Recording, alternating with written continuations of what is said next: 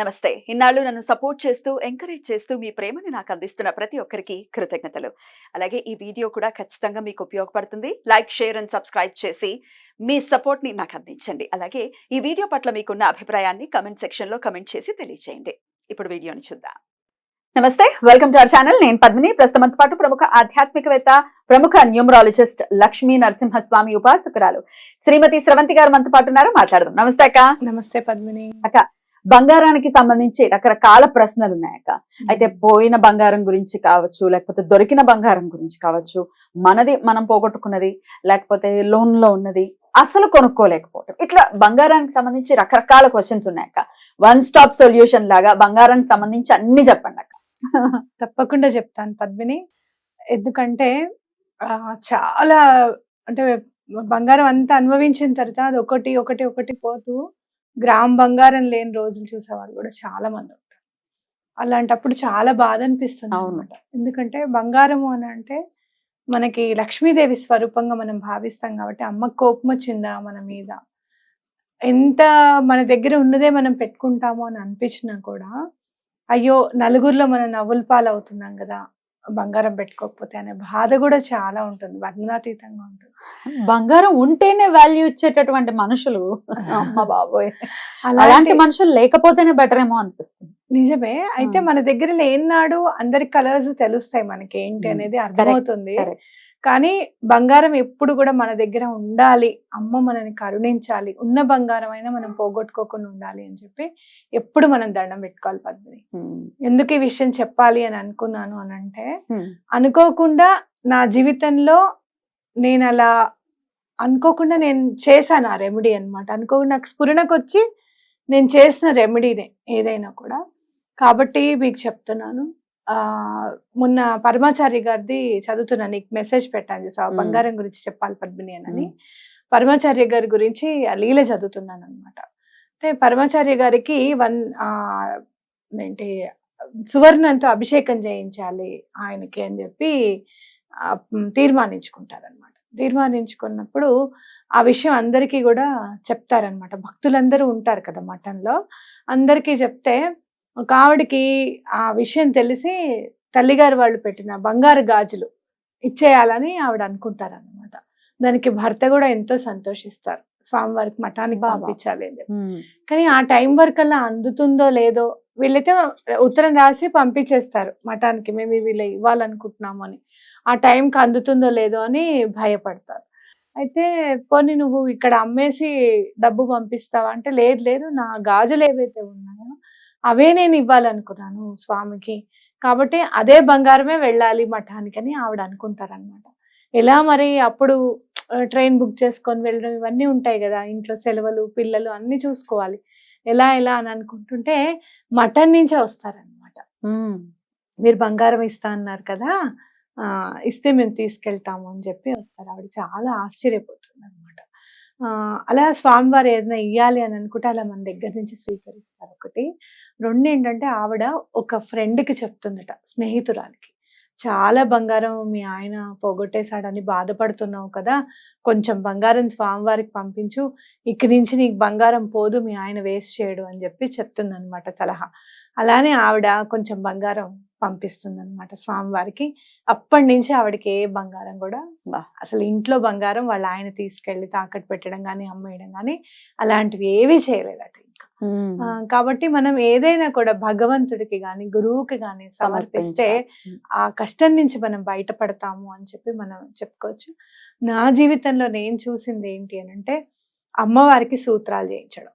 నేను లక్ష్మీనరసింహస్వామి విగ్రహం ఉందని చెప్పాను కదా, అమ్మవారికి కంపల్సరీగా ముందు సూత్రాలు చేయించాలి అని చెప్పి ఎక్కడ కూడా వెనకాడకుండా కాస్త పెద్ద సూత్రాలే చేయించడం అమ్మవారికి. చేయించిన తర్వాత నా లైఫ్లో నేను చాలా బంగారం కొనడం అనేది ఈ లీల చదివిన తర్వాత కొంచెం వెనక్కి వెళ్ళి చూసుకుంటే చాలా సార్లు చెప్పాను నేను, విభూదిలో గనక మీరు బంగారం పెడితే మంచిది అని చెప్పి.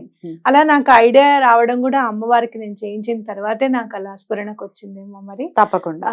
కాబట్టి మీ అందరికీ కూడా చెప్తున్నా, మీరు ఒకవేళ బంగారం కొనాలి అనుకుంటే గనక, ఇంట్లో బంగారం లేకుండా పోయింది, అప్పుడు మేము చాలా వేసుకున్నామండి, కొన్ని కొన్ని సందర్భాలు ఎలా ఉంటాయంటే వడ్డానంతో సహా పెట్టుకొని తర్వాత గ్రామ్ బంగారం లేని రోజు చూసే వాళ్ళు కూడా ఉంటారు.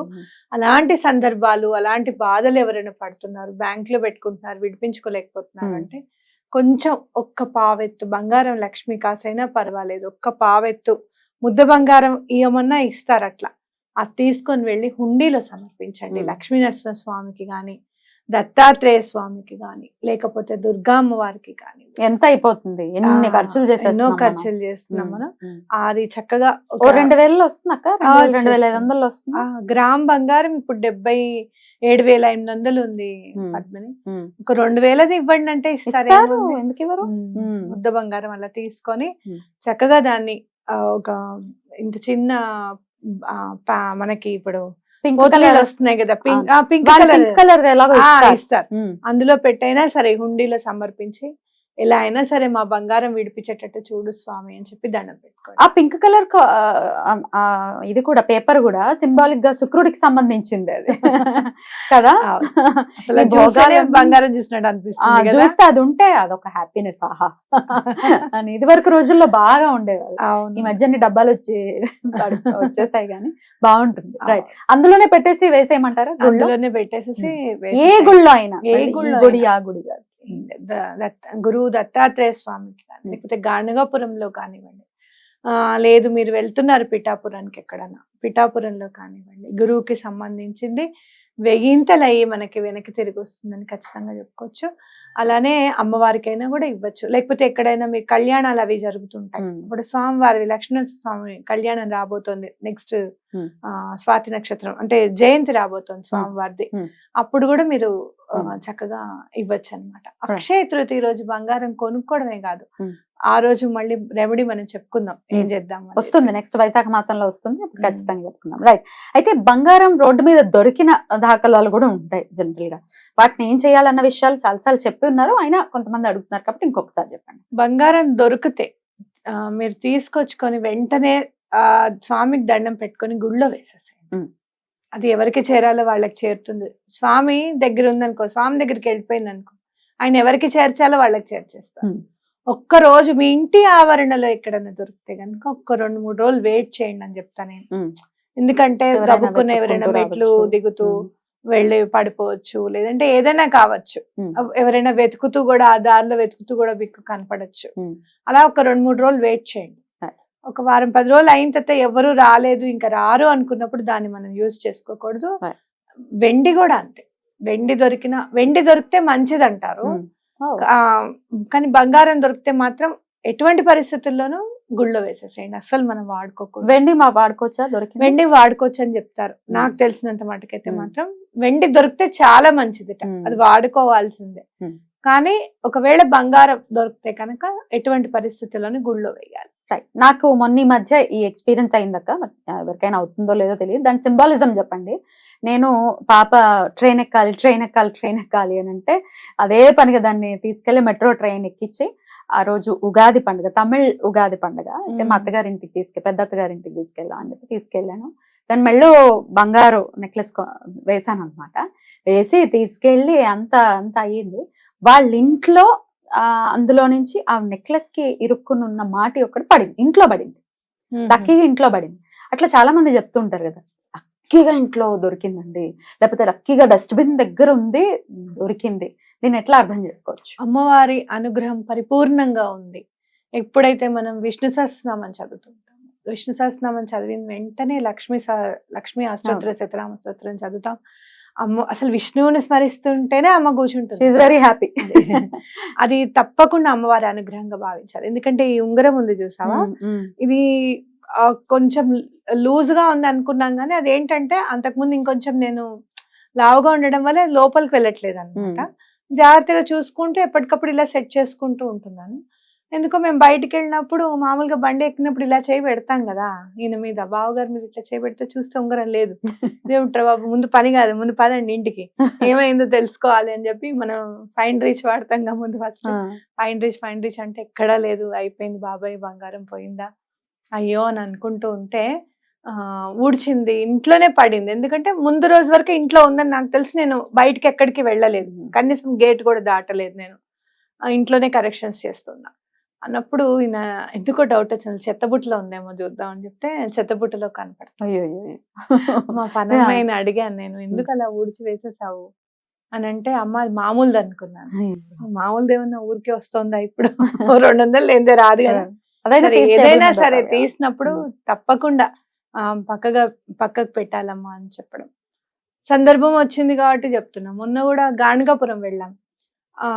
ఈ ఫంక్షన్స్ లో పిల్లలు, నేను అదే చెప్తా మా మైత్రికి కూడా, రెస్పాన్సిబిలిటీ అనేది ఖచ్చితంగా ఉండాలి మైత్రి అన్నది దానికి మొన్న అర్థమైంది. అసలు రెస్పాన్సిబిలిటీ అంటే ఏంటి అనేది స్వామి నేర్పించారేమో గాణగాపురంలో అని అనిపించింది నాకు. నెక్లెస్ ఉంటుంది కదా, అది తీసి కవర్ లోనే మామూలుగా పెట్టేసి లంగావణి మార్చుకుంటారుగా పిల్లలు. ఇప్పుడు పొద్దునుంచి ఫంక్షన్ లో అలా ఉండరు కదా, మళ్ళీ నార్మల్ డ్రెస్ లోకి వస్తే గానీ వాళ్ళకి ప్రశాంతత అనేది ఉండదు. భోజనం అప్పుడు చెయ్యాలన్నమాట, ఫంక్షన్ కి వేసుకునే డ్రెస్ మార్చేసుకుని. ఆ మార్చుకోవడంలో అది అలానే పెట్టేసుకుంది అనమాట. సరే, ఎక్కడా కూడా తీయాలన్న ధ్యాస కానీ తీద్దామన్న ఆలోచన కానీ లేదు అసలు.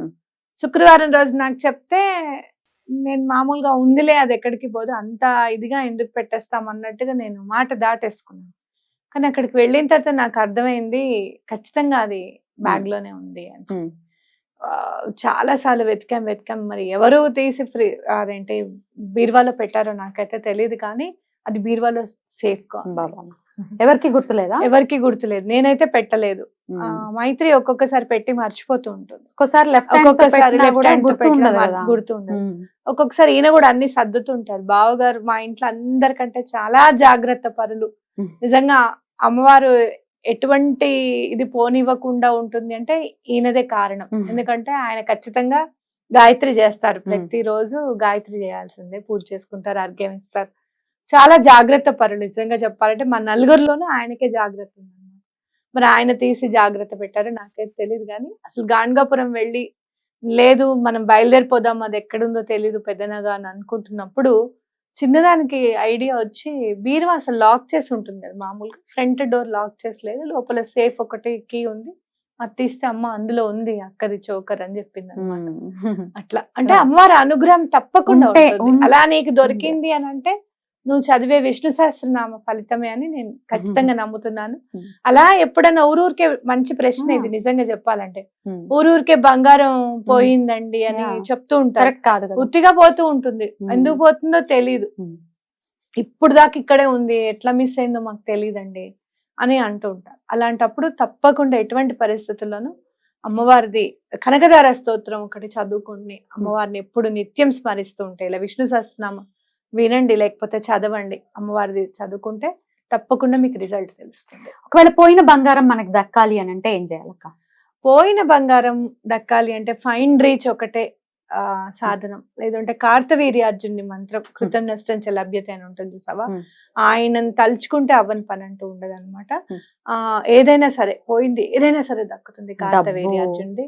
డబ్బు, హోదా, పరువు, ప్రతిదీ నేనే దానికి సింబల్, ఎగ్జాంపుల్. ఎగ్జాంపుల్ నిజంగా చెప్పాలంటే సింబల్ కూడా దేవు. ఎందుకంటే నాది, నేను ఏదైతే నేను చూసానో అదంతా లేని రోజు కూడా నేను చూసాను. ఇల్లుంది లేదు, బంగారం ఉంది లేదు, పరువు ఉంది లేదు, ఇట్లాంటివన్నీ చాలా చూసాను నేను. కానీ నాకు వనదుర్గా సహిత కార్తవీర్యార్జునుడి స్తోత్రం ఒక ఆయన నాకు ఇవ్వడము, ఆయన చదువుతూ ఉన్నప్పుడు నాకు చాలా రిజల్ట్స్ కనపచ్చాయి. అంటే స్వామి ఇట్లా ఎదురుగుండా సాక్షాత్కరించారు నాకు. నా దగ్గర ఫోటో లేదంటే అప్పుడు ఇంత గూగుల్ అవి ఇవి అంత మనకి ప్రింట్ తీసుకుందాం అట్లాంటి అవి లేదు కదా.